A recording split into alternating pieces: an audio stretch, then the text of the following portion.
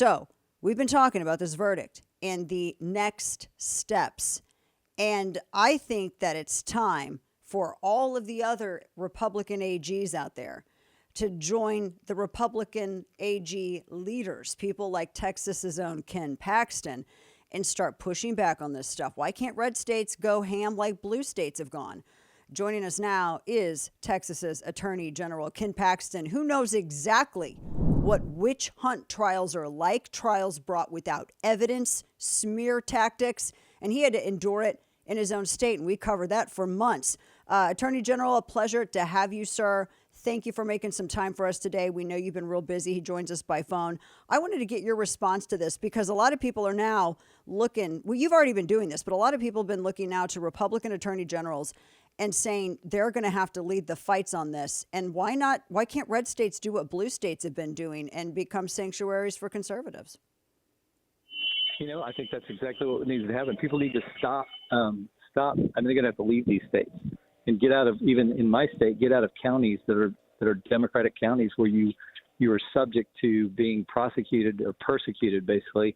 And it's sad that that's the way things have gone, and that's the way things are in America. But it's the reality. You have to get out of states where they'll come after you for political reasons, and you have to get out of counties, even in where I'm at. They sent me to Harris County, which is very liberal, and we're always at risk in Travis County, which is very liberal. So it really is a challenge, and it's sad that that's where we're at.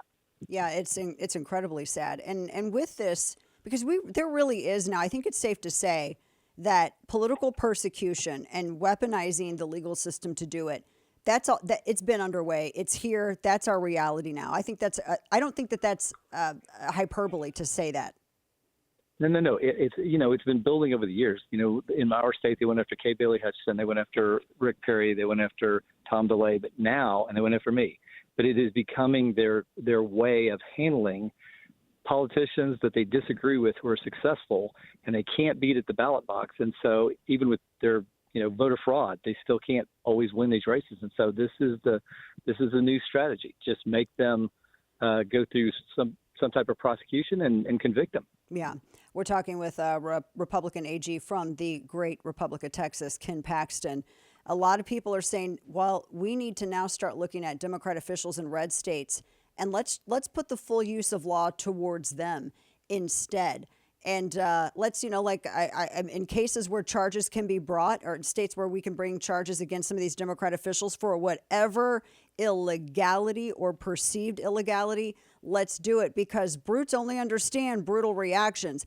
And last night, I was very cautious, General, in thinking about this.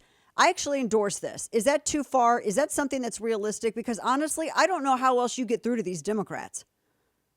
So the difference is we wouldn't prosecute them for not violating the law. We would actually have to find things and I think that's legit, that we start at least putting them through the ringer on whether they've done things wrong and making sure that if they have, they are prosecuted. Again, though, if they live in the wrong county in Texas, for instance, I have no authority to prosecute unless it's referred to me. So if the Democrats live in liberal counties with liberal Democrats or even Republicans who just don't want to do this, then there's nothing I can do until the legislature fixes this, which they need to do. There's nothing like I can do in my state.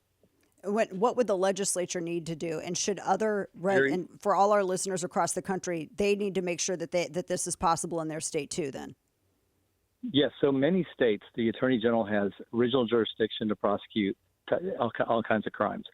In Texas, we're not like that. It's all the district attorneys have to be the ones that prosecute or refer it to me. And so what that leaves us open to is in the liberal counties controlled by Soros, these DAs can decide not to prosecute or they can politically prosecute, and there's no backup, there's no accountability. And the legislature so far Republican legislature has chosen not to protect us from that. Well, this last election, because we just had some runoff elections, and unfortunately, the speaker that was leading the witch hunt, wasting taxpayer dollars, harassing you, survived, although he lost a lot of allies. And I'm hoping that means he loses vote for speakership next time. But does that mean that that's going to be possible with the makeup now that's going into the state legislature, at least in Texas? So the first thing is the only reason he won is he got 3,000 Democratic votes. They spent over $10 million getting Democrats to vote. Otherwise, he lost the Republican vote. If it was based on Republican vote, he lost. Yeah. But we have open primaries, which is changing now too. Yep. So I think, going forward, I don't know what's going to happen. The House is going to be very close on the number of Republicans that will do the right thing versus the wrong thing. So there's guys like, Jeff Leach who will definitely go the wrong way, or Dustin Burrows. We've got some really bad Republicans still around that are trying to push Dade back into power and at least to retain his power.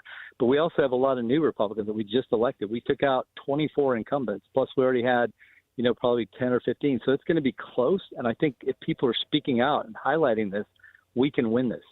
Ooh, and it's winnable. As I've been telling people, when Republicans lose, it's because Republican voters don't turn out. That's always the case. Talking with Texas Attorney General Ken Paxton, because I tell people if they can go after you, if they can go after former President Trump, they can really ultimately go after anyone, because the verdict, this was untested legal theory in which they were taking an expired misdemeanor, trying to tie it to some mystery felony, and then ta-da, that way they can justify putting it in federal court.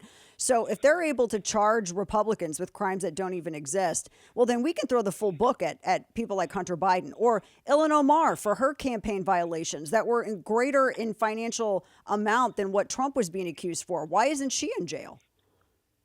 Well, same thing. She's in a county in New York where the DA is not going to go after her. And in New York, I think the New York AG has some jurisdiction as well. And of course, they're liberal there. So they're protected, right? They go to places that they are protected. And that's part of the problem. They can hide. Yeah, they can hide. We're talking again with Texas Attorney General Ken Paxton.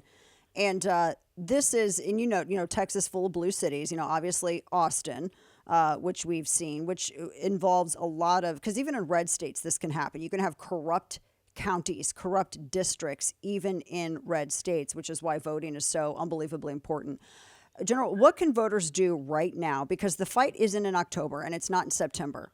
The fight starts now in order to have victory in November. What would you tell voters listening? What can they do right now in their state other than showing up to vote and making sure that everyone they know who can vote votes, to get prepared because we got to take back these seats. We got to run these people out. It has to start with that. We have the appeals process, but people need to they need to go ham on this election is what I'm thinking. What else would you have them do?